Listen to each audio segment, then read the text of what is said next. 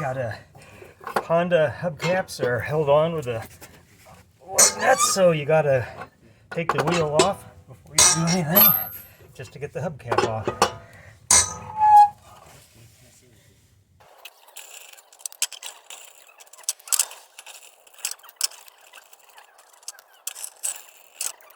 Okay, and now you're going to want to put three of the lug nuts back on, because you're going to need to take the axle nut off. So just tighten them down. Don't need to be super tight.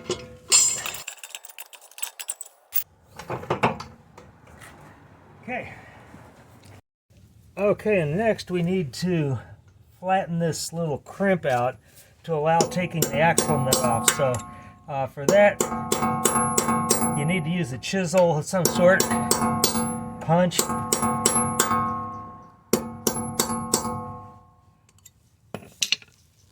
With the wheel still on the ground, you want to get your 36mm socket put on there. You can use a breaker bar, or you can be lazy.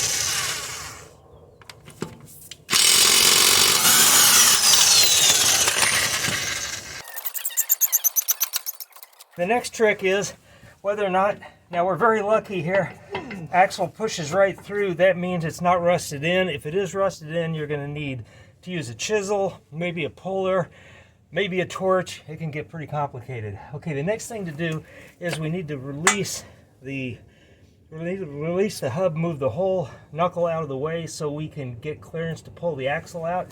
To do that, we got to pull the strut tower off of the knuckle. So these two bolts have to come out, and we have to free up brake line and this line here, and the sway bar link as well, so that everything can move appropriately.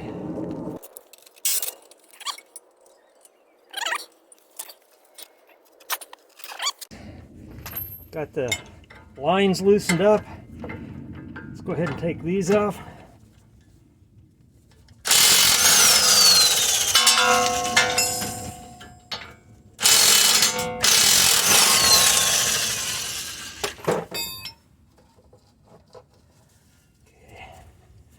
And next I'm going to pull this one, this sway bar link off. Is it 17?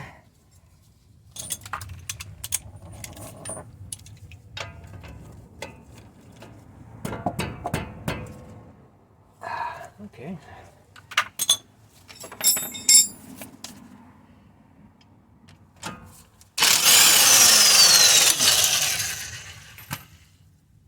Okay.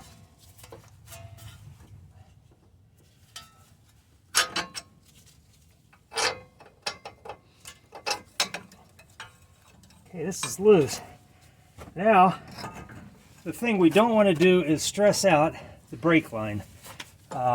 So we want to control how far this moves, and just make sure we can get the axle out, which should be fairly easy.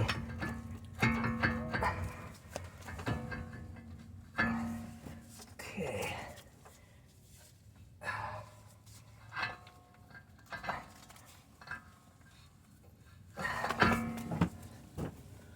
Okay, it's going to be just a little bit, take just a little bit more movement than I can get. So I'm going to have to take the brake caliper off, which is these two bolts back here, 17mm, I believe. No, 19.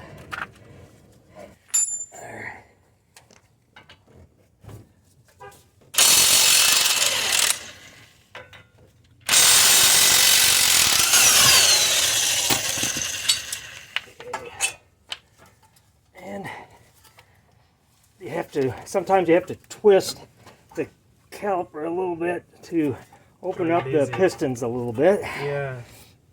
There. Okay, that's got it. Just so it's holding. That ought to do it. Okay. Okay, now the caliper's up out of the way. The knuckle's good and truly loose. So we should have plenty of room to move the nose of the axle out of the hub. Okay, and just want to make sure you don't overstress this joint here. So you probably want to maybe slide one of the bolts back in to keep that from happening.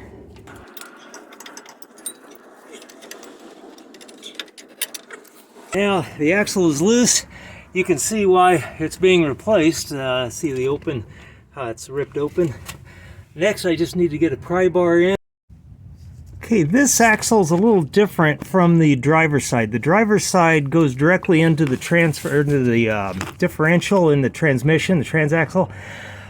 This one actually, if you can see, this is the other side of the differential. It's got an intermediate shaft that comes out to this intermediate bearing that's held on with a few bolts.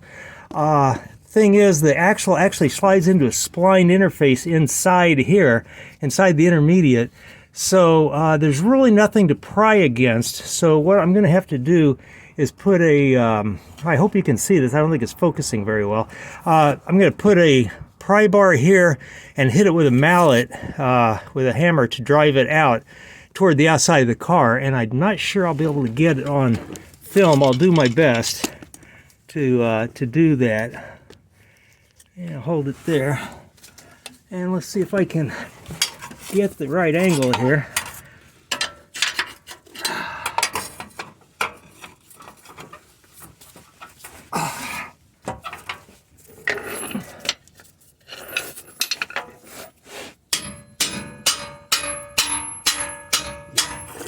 Okay, that's all it took. Just a little love tap, and then once you get it moving, it's just a matter of working it until the splines release.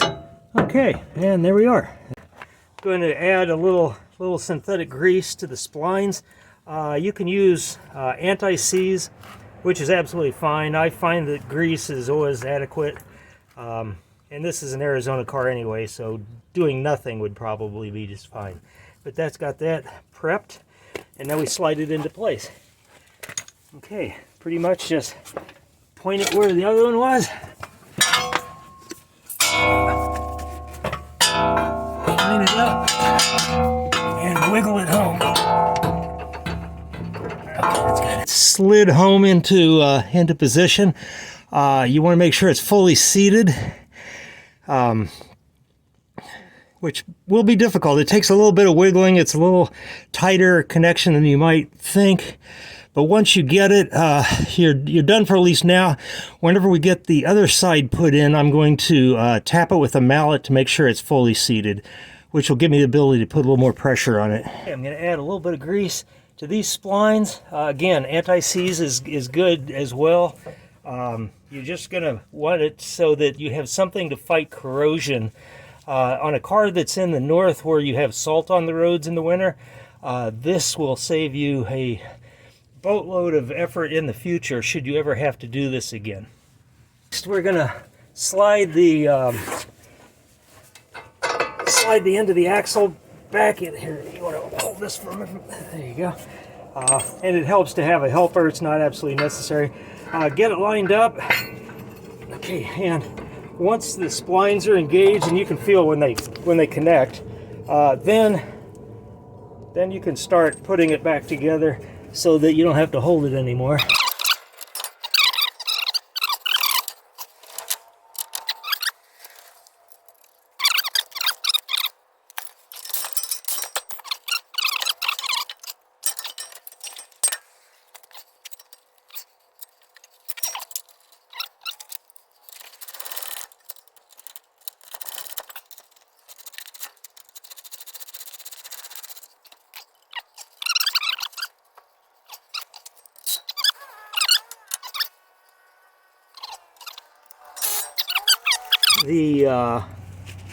Ready to start putting on the axle nut.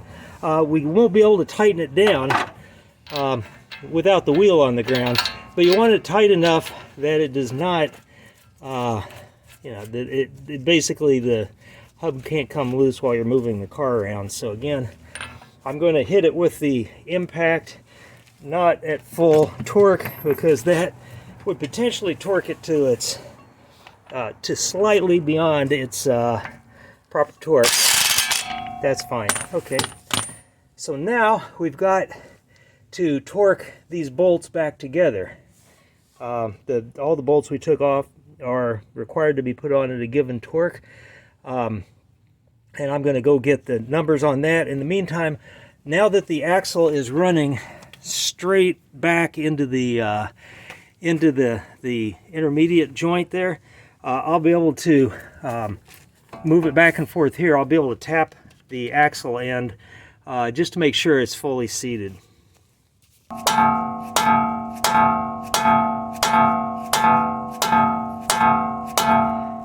Okay, the strut bar, the sway bar link bolt gets torqued to 58 foot-pounds. The caliper bolts get torqued to 101 foot-pounds.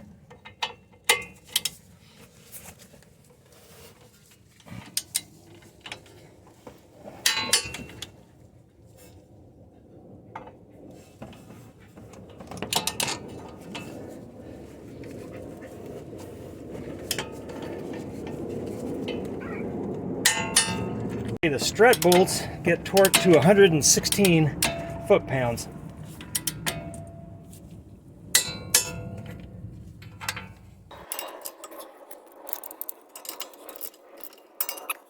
And finally, go ahead and push the wheel speed sensor line anchor back into space.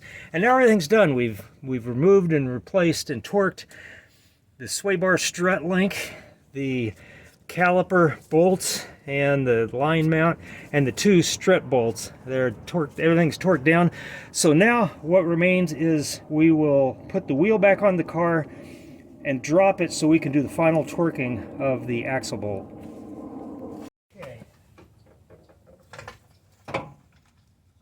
Okay, finally the axle nut gets torqued to 242 pounds, which is a lot. You may need a breaker bar.